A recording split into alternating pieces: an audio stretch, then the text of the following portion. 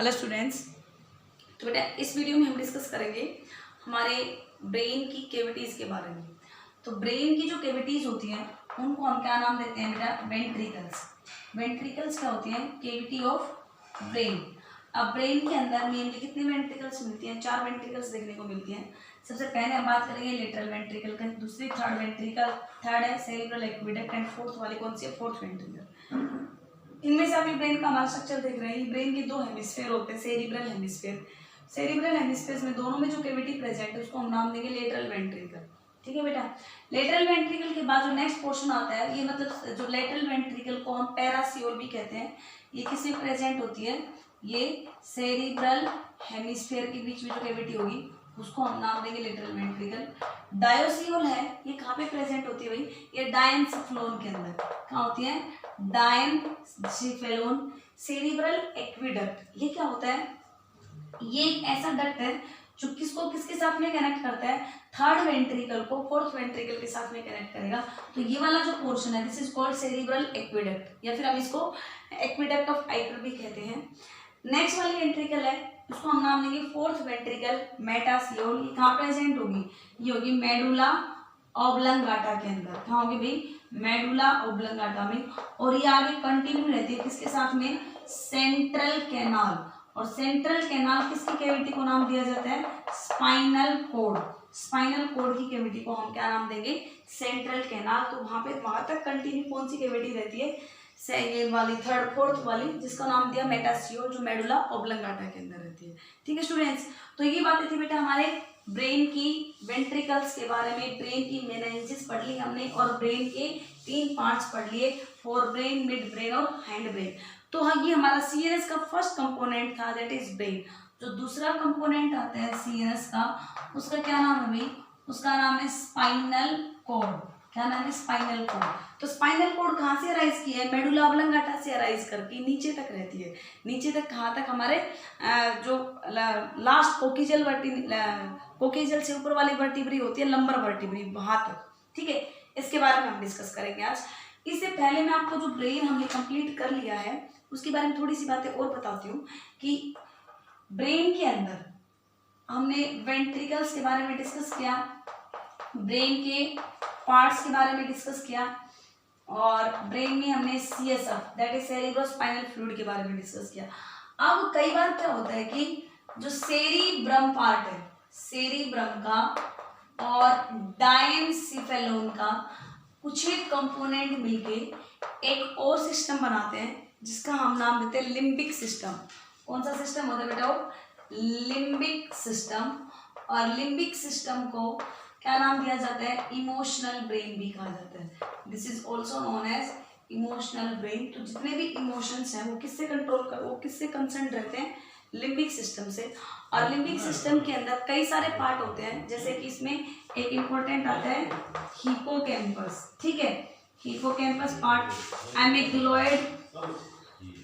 एमिग्लोइड nucleus, ठीक है, मेमिलरीज body, ये सब इसके अंदर आते हैं लिम्बिक सिस्टम में। तो यहाँ पे आपको मैंने बिल्कुल बिगिनिंग में जब ब्रेन स्टार्ट किया था तब ये बताया था कि जो न्यूरॉन्स होते हैं ब्रेन के, वो न्यूरॉन्स बिल्कुल चाइल्डहुड वाली कंडीशन के अंदर वो डिवाइड करते हैं। अडल्ट में न्यूरॉन्स डिवाइड नहीं करते except only this hippocampus region. Hippocampus region का जो कुछ न्यूरॉन्स हैं वो उनके पास में स्टिल डिवाइड करने वाली पावर होती है, और वो जो बहुत लॉन्ग टर्म वाली मेमोरी, जो बहुत पुरानी मेमोरी कई बार दोबारा से एकदम से इनिशिएट कर जाए, वो इस वाले रीजन से कंसर्न होती है। तो हमारे लिम्बिक सिस्टम को क्या नाम दिया जाता है बेटा?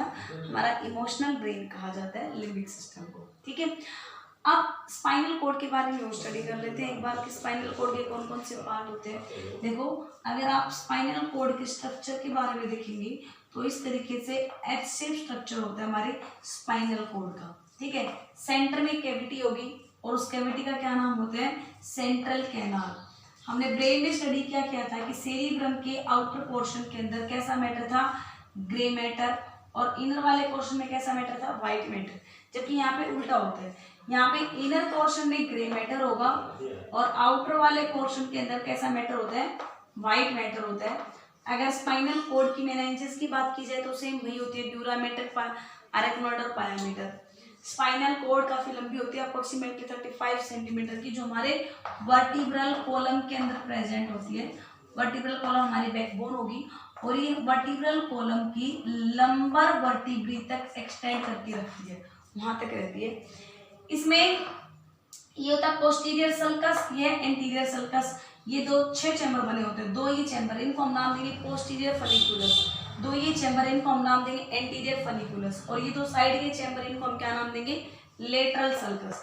तो ये क्या है भाई, दीज आर लेटरल फनिकुलस। ये दोनों क्या कहलाएंगे, these are called posterior funiculus. और ये क्या है, दीज आर एंटीरियर फनिकुलस। ठीक है।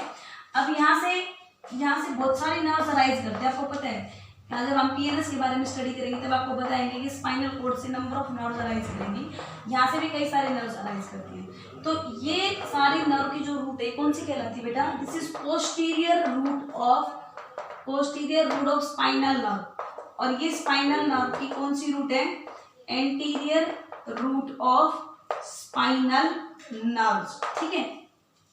और ये सेंट्रल में इसकी कैविटी होगी, सेंट्रल कैनाल। किसकी कैविटी है, ये स्पाइनल कॉर्ड की कैविटी है।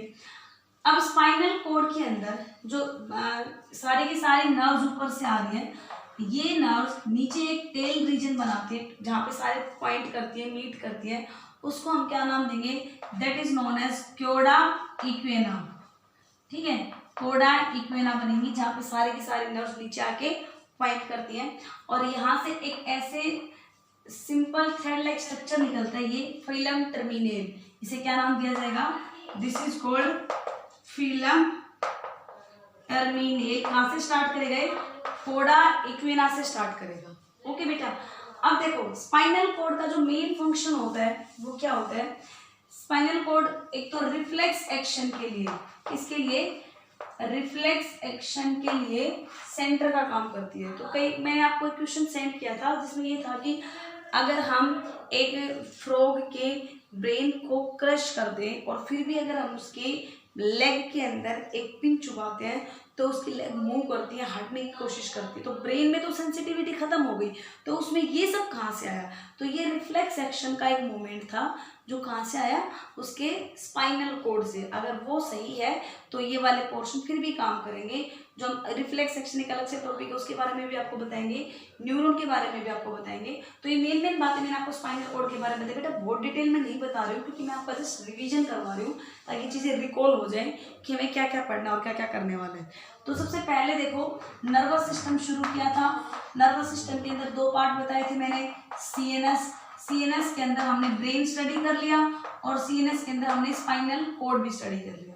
अब दूसरा जो पार्ट था जिसको हमने क्या नाम दिया था, पीएनएस का मतलब पेरिफेरल नर्वस सिस्टम। कौन सा nervous system, peripheral nervous system.